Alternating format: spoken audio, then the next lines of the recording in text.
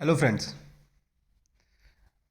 मैं आपके अपने यूट्यूब चैनल नौकरी ज्ञान से एक नई अपडेट लेके आया हूँ रिक्रूटमेंट के बारे में। और वो रिक्रूटमेंट है कि अब नहीं होंगी, अपडेट ये है कि अब नहीं होंगी आरआरबी, एसएससी और आईबीपीएस की कोई भर्ती। मतलब अब इनकी कोई रिक्रूटमेंट नहीं होगी। तो एक ये बहुत बड़ी खबर है कि आरआरबी, एसएससी और आईबीपीएस की अब कोई रिक्रूटमेंट नहीं होगी। सरकारी नौकरी का इंतजार में जुटे अभ्यर्थियों के लिए मोदी सरकार करने जा रही है बड़ा बदलाव। और वह बड़ा बदलाव कौन सा है वो हम जानेंगे इस न्यूज़ में। तो क्या है पूरी खबर हम जानते हैं इस बारे में। अब सभी को मिलेगा मौका। चलो आगे चलें। क्या खबर, क्या पूरी ये में खबर क्या पूरी कि देश में सरकारी नौकरी में के लिए देश में सरकारी नौकरी की तैयारी में जुटे अभ्यर्थियों के लिए बड़ी खबर सामने आई है। बताया जा रहा है कि साल में अब रेलवे भर्ती कोई आरआरबी, आरआरसी, ठीक है, आरआरबी, आरआरसी, कर्मचारी चयन आयोग, एसएससी, ये जो होते हैं स्टाफ सिलेक्शन कमीशन होता है, बैंकिंग का है, आईपीएस जो कंडक्ट करती है, आईपीएस कराती है ना बैंकिंग की नौकरी, आपको पता है हर साल होती है। अब इन भर्ती परीक्षाओं को बंद करने की तैयारी चल रही है। मोदी सरकार ने क्या बोला कि अब से ये कोई भी मतलब रिक्रूटमेंट नहीं कराएगी। मोदी सरकार इन परीक्षाओं की जगह सामान्य एक टेस्ट करना है सबके लिए। क्या कर रहे हैं कि एक टेस्ट जिसमें एसएससी भी कवर हो जाए, आरआरबी भी कवर हो जाए और आईबीपीएस भी कवर हो जाए। इन सब के लिए उन्होंने एक ही टेस्ट रखा। उस टेस्ट का नाम है सीईटी। सीईटी इसका मतलब है कॉमन एलिजिबिलिटी टेस्ट। बताया गया है कि मोदी सरकार राष्ट्रीय भर्ती, अच्छा ये हो गया, राष्ट्रीय नेशनल रिक्रूटमेंट एजेंसी। अब ये कौन कंडक्ट करेगी? जो सीईटी का एग्जाम है वो कौन कंडक्ट करेगी? एनआरए कंडक्ट करेगी। कि हाँ बता, ये वही बात है। बताया गया मोदी सरकार राष्ट्रीय भर्ती एजेंसी के जरिए एक कॉमन एलिजिबिलिटी टेस्ट आयोजित करवाएगी, जिसके मतलब सारे वहीं पे करें और उसी के अगर प्रीलिमिनरी टेस्ट के अकॉर्डिंग वो शॉर्ट लिस्टेड कर देंगे। ठीक है, छाटा जाएगा उसके अकॉर्डिंग। और एनआरए सीईटी के जरिए पहले एसएससी, रेलवे भर्ती सबके लिए उम्मीदवारों की स्क्रीनिंग वो पहले ही स्क्रीनिंग कर लेगी किस किस को देनी है। मतलब एक तरह का पहले एक टेस्ट हो गया, उसमें स्क्रीनिंग कर लिया। उसके बाद देखो क्या होता है। उसके बाद क्या करते हैं, कमेटी की रिपोर्ट का इंतजार है। अभी क्या है, अभी फाइनल नहीं हुआ है, फाइनल होगा तो देखते हैं कि रिपोर्ट के मुताबिक सरकार ने कॉमन एलिजिबिलिटी टेस्ट का सिलेबस के लिए भी कमेटी नहीं बनी है। कितनी फीस होगी, कॉपियों की चेकिंग व इतनी बड़ी भर्ती की अपनाई जाने वाली तकनीक के लिए एक विशेषज्ञ मतलब एक सलाहकार चाहिए उन्हें, ठीक है ना। राशि करनी है उन्हें, किसे की गठन किया जाएगा। इसके लिए एक मीटिंग की गठन किया जाएगा कि उसकी और क्या चीज़ डिसाइड करनी है। उसमें सिलेबस है, फीस है, की कॉपियों की चेकिंग कैसे होगी, ठीक है, ऑनलाइन में। और दूसरी बात, एक अपॉइंटमेंट करना है उन्होंने, ठीक है ना, हेड अपॉइंटमेंट करना जो सारा इस सबको चेक करेगा। जल्दी एक्सपर्ट्स के लिए कमेटी अपनी रिपोर्ट देने वाली है, एक्सपर्ट्स की कमेटी। अब होगी, अब हमारे पास आगे क्या आ गया कि प्रारंभिक, अच्छा मतलब जो प्रीलिमिनरी, जो पहले प्रीलिमिनरी परीक्षा का पैटर्न बदल जाएगा। पैटर्न क्या है? एनआरए मैं बता चुका, सीईटी शुरुआत में रेल सबके पेपर कराएगी, ये तो मैं बता ही चुका आपको। आयोजित करते हैं, पहले कौन करते थे? ये अलग अलग करते थे सब लोग, ठीक है ना। तो वो सब बदल जाएगा। उनकी केवल प्रारंभिक परीक्षा प्रीलिम्स एनआरए द्वारा आयोजित होगी। सिर्फ प्रीलिम्स की, अगर सिर्फ एनआरए सीईटी का टेस्ट लेगी, वो सिर्फ प्रीलिमिनरी टेस्ट कराएगी और कुछ नहीं।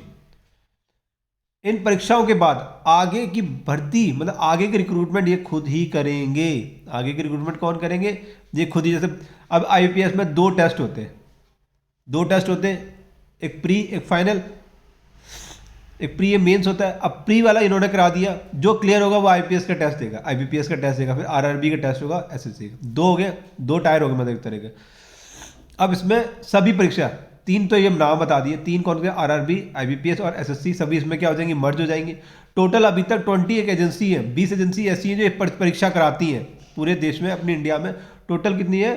20 एजेंसी है जो ये रिक्रूटमेंट सर्विस या प्रोसेस कराती हैं। अब सारा सिमट के वो क्या कर देगा, वो क्या कर देंगे, सॉरी, एक कर देंगे। सिर्फ एक ही पहले होगा कॉमन एलिजिबिलिटी टेस्ट। जो उसमें पास हो जाएगा वो आगे, मतलब जैसे हम कहीं भी इंटरव्यू जाते हैं शॉर्ट लिस्टेड करते हैं, वो पहला प्रोसेस है कि बंदों को शॉर्ट लिस्टेड कर देगा। जितने कम बंदे होंगे उतने फिर आगे वही जाएंगे। आगे है कि साल में, अब इसमें क्या होगा, साल में 2 बार होगी ये सीईटी का परीक्षा, 2 बार होगा, सब कुछ होगा ऑनलाइन होगा, सारा कुछ ऑनलाइन ही होगा, सब कुछ ऑनलाइन ही तो होना है। स्क्रीनिंग करने के लिए कॉमन, देखो स्क्रीनिंग आ गया ना, स्क्रीनिंग करने के लिए कॉमन एलिजिबिलिटी टेस्ट रखा है ना, अभी तो करेंगे। एनआरए में साल में 2 बार होंगे, और सबको फिर अभ्यर्थियों को सबसे बड़ी यह बात होगी, अभ्यर्थियों को पंजीकरण, रजिस्ट्रेशन, रोल नंबर और प्रवेश पत्र जारी, एडमिट कार्ड, अंक प्रताप, मेरिट लिस्ट सब कुछ ऑनलाइन ही जारी किया जाएगा। इसमें फिजिकल वेरिफिकेशन की जरूरत नहीं होगी। और ये सब इसलिए होगा तो जितनी करप्शन और धांधली उसे रोकने के लिए किया है।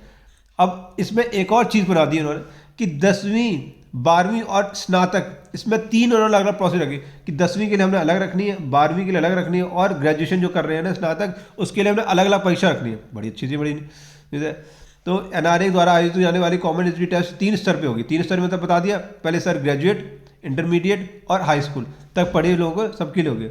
उम्मीदवारों के लिए निर्धारित किया जाएगा। टेस्ट के लिए आवेदन के लिए प्रवेश पत्र प्राप्त करने के लिए पूरी ऑनलाइन, सब कुछ होगा ऑनलाइन। और जो भी उन्हें जो सेंटर चूज करेंगे वो भी का सारा ऑनलाइन ही होगा।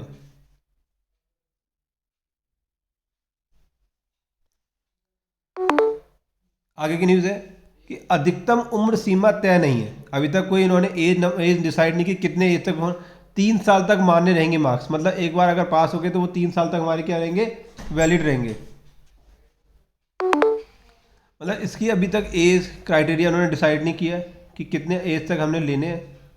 और ये बोला है कि ये जो सीईटी टेस्ट का वो 3 साल तक वैलिडेशन होगी। कितने होगा, 3 साल तक वैलिडेट होगा। सीईटी के उम्मीदवारों को बैठने के लिए कोई अधिकतम सीमा तय नहीं की गई। यदि कोई राज्य सीईटी का स्कोर के भर्ती करना चाहता है तो उसे सुविधा उपलब्ध कराई जाएगी। सरकार अगर कोई स्टेट चाहता है कि वो सीईटी के थ्रू अपने पेपर सारा कंडक्ट कराए तो वो करा सकता है, कि राज्य सरकारें भर्ती के लिए साक्षर परीक्षा उम्मीदवारों के लिए अपने अंक का उपयोग कर सकती हैं।